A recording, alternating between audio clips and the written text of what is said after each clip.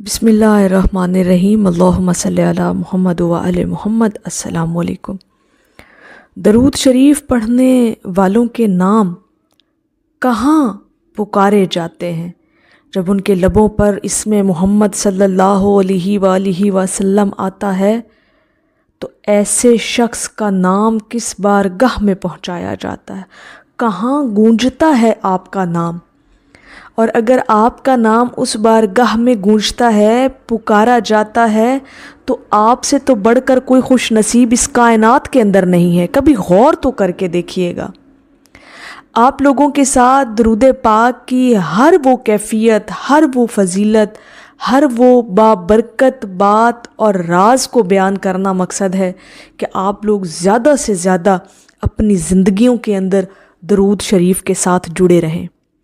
اب یہ جو کیفیت اور ایک راز اور ایک احساس آپ کے ساتھ بیان کرنے لگے ہیں کہ درود شریف پڑھنے والوں کے آخر نام جو ہیں وہ کہاں پکارے جاتے ہیں، ذرا غور کیجئے گا، انشاءاللہ تعالیٰ آپ کی روحیں سرشار ہو جائیں گی۔ آپ نے کبھی سوچا کہ اللہ کے عرش پر فرشتے آپ کا ذکر کیسے کرتے ہیں؟ ذرا اس بات کو سمجھیے گا۔ جب آپ درود شریف پڑھتے ہیں تو آپ فرشتوں کی جماعت میں شامل ہو جاتے ہیں، کیونکہ فرشتے ہمہ وقت نبی کریم صلی اللہ علیہ وآلہ وسلم پر درود و سلام بھیج رہے ہیں، اور اہل درود فرش سے زیادہ عرش پر مقبول ہوتے ہیں۔ ان کی جان پہچان، ان کی مشہوری عرش پر زیادہ فرشتوں کے اندر ہوتی ہے، اور جب اہل درود پاک کے نذرانے حضور کی بارگاہ میں پیش کرتا ہے تو پھر اس کا نام عرش پر گونجتا ہے۔ فرشتے نام لے لے کر اس شخص کا اللہ رب العزت کی بارگاہ میں آپ کا بھیجا ہوا درود و سلام پیش کرتے ہیں، اور پھر وہی فرشتے اللہ تعالیٰ کے حکم سے آپ کا وہ درود و سلام نورانیت میں لپیٹ کر حضور کی بارگاہ میں پیش کر دیتے ہیں۔ پھر وہاں اس بارگاہ میں بھی آپ کا نام پکارا جاتا ہے، پھر اس بارگاہ اقدس میں بھی آپ کا نام گونجتا ہے کہ فلاں بن فلاں نے درود و سلام کے نذرانے پیش کیے ہیں۔ دیکھیں، انسان کو اپنا نام بڑا پسند ہوتا ہے، اور ایک عجیب سی کشش ہوتی ہے جب آپ کو کوئی آپ کے نام سے پکار کر بات کرتا ہے یا مخاطب کرتا ہے یا آپ کو پورے نام سے پکارا جاتا ہے، تو ایک بڑی خوبصورت سی فیلنگ آتی ہے، احساس ہوتا ہے کہ جی، یا پھر اپنے کان جو ہیں ہمارے وہ اپنا نام سن کر شاید اچھا فیل کرتے ہیں۔ تو آپ کبھی سوچیں اور غور تو کریں کہ آپ کا نام فرشتے اللہ رب العزت کی بارگاہ میں لیتے ہیں۔ سبحان اللہ۔ یہ جو درود پاک آپ پڑھتے ہیں، ذکر کرتے ہیں، کثرت کرتے ہیں، یہ صرف الفاظ نہیں، کلمات نہیں، بلکہ یہ ایک ایسی صدا ہے جو آسمانوں تک پہنچتی ہے، پھر آپ کا نام وہاں گونجتا ہے۔ اور حدیث پاک میں بھی آیا ہے نا کہ تمہارا درود مجھ تک پہنچایا جاتا ہے چاہے تم جہاں کہیں بھی ہو۔ آپ دنیا کے کسی کونے میں بیٹھ کر حضور پر جب درود و سلام کا نذرانہ پیش کریں گے تو وہ حضور کی بارگاہ میں آپ کے نام کے ساتھ پیش کیا جائے گا۔ سبحان اللہ۔ اور اس کا مطلب ہے کہ درود محض زبان پر نہیں رہتا، بلکہ فرشتے اسے نورانی تحفے کی صورت میں اللہ کے دربار میں پیش کرتے ہیں، اور جب کوئی بندہ درود شریف پڑھتا ہے تو فرشتے اللہ کے سامنے عرض کرتے ہیں کہ یا اللہ، فلاں بن فلاں نے تیرے محبوب پر درود بھیجا ہے۔ سوچیں کتنا بڑا شرف ہے کہ بندے کا نام رب العالمین کے دربار میں پکارا جائے۔ کیا خوبصورت احساس اور تصور ہے اس بات کا، اگر اہل علم اور اہل روح اس بات کو سمجھ سکیں، اس جملے کی گہرائی کو سمجھ سکیں۔ اور درود شریف تو پھر ہے ہی صرف رحمتوں کا نام۔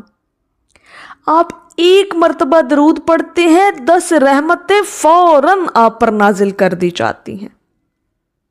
یہ اعلان فرشتوں کی زبان سے اللہ رب العزت کے سامنے ہوتا ہے اور بندے کا نام اہل رحمت کی فہرست میں درج کر لیا جاتا ہے کہ یہ اہل رحمت ہے، یہ اللہ رب العزت کی رحمت کا مستحق ہو گیا۔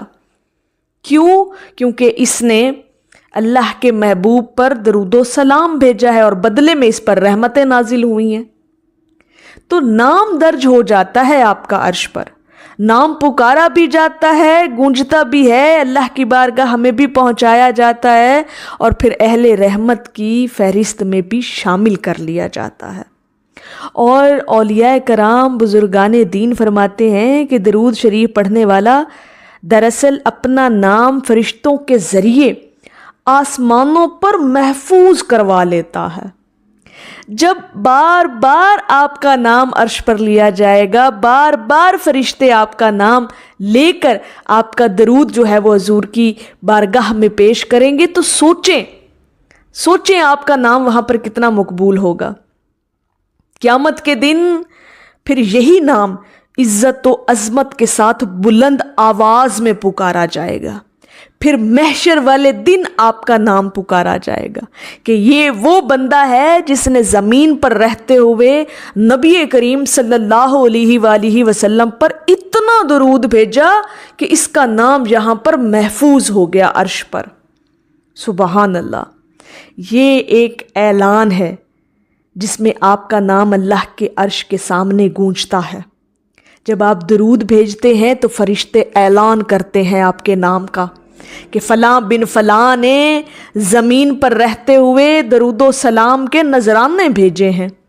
کیا سبحان اللہ، کیا خوبصورت یہ ایک احساس ہے اور ایک کیفیت ہے، بڑا جو ہے نا عجیب سی کیفیت ہو جاتی ہے کہ اہل درود کا پھر یہ مقام ہے اللہ کی بارگاہ میں بھی، اس کے محبوب کی بارگاہ میں بھی، فرشتوں کی جماعت کے اندر آپ مقبول ہو جاتے ہیں اور آپ اپنے نام کے ساتھ پکارے جاتے ہیں۔ اپنے نام کا تصور تو کریں کہ فرشتے کس طرح سے آپ کا نام پکارتے ہوں گے اللہ کے سامنے، اللہ رب العزت کی بارگاہ میں سامنے۔ بڑا نام کیفیت ہی عجیب ہو جاتی ہے اور بڑی عجیب سی رکت انسان پر طاری ہو جاتی ہے جب انسان گہرائی کے اندر اور تنہائی کے اندر بیٹھ کر جب ان باتوں کا تصور کرتا ہے نا، تو انسان ویسے ہی پانی پانی ہو جاتا ہے۔ بڑا نا اللہ کے ساتھ ایک قرب کا اور اس کے محبوب کے ساتھ جو ایک محبت کا تعلق جو احساس ہمیں دلاتا ہے نا، اس کا مقام ہی الگ ہے۔ اور خاص طور پر اہل درود کے لیے، جو لوگ درود پاک کی کثرت کرتے ہیں، وہ اپنی زندگی کے اندر وہ چیزیں دیکھتے ہیں، وہ کرامتیں دیکھتے ہیں جو انہوں نے کبھی ایسی کرامتوں کا کبھی تصور بھی نہیں کیا ہوتا کہ میری آنے والی زندگی میں یہ سب کچھ ہوگا، لیکن وہ سب کچھ ہوتا ہے درود پاک کی برکت اور رحمت سے۔ تو میری اللہ رب العزت کی بارگاہ میں دعا ہے کہ اللہ پاک آپ کو اور مجھے ہر وقت اور ہر سانس کے ساتھ اپنے نبی علیہ الصلاۃ والسلام پر درود و سلام بھیجنے کی توفیق عطا فرمائے، آمین یا رب العالمین۔ اور آخر میں ہے کہ میرے آقا تیری نسبت نے سنوارا ہے ہمیں، ہم اگر تیرے نہ ہوتے تو سگے دنیا ہوتے۔ ایک دفعہ محبت سے پڑھ لیجئے صلی اللہ علیہ حبیبہ محمد وآلہ وسلم۔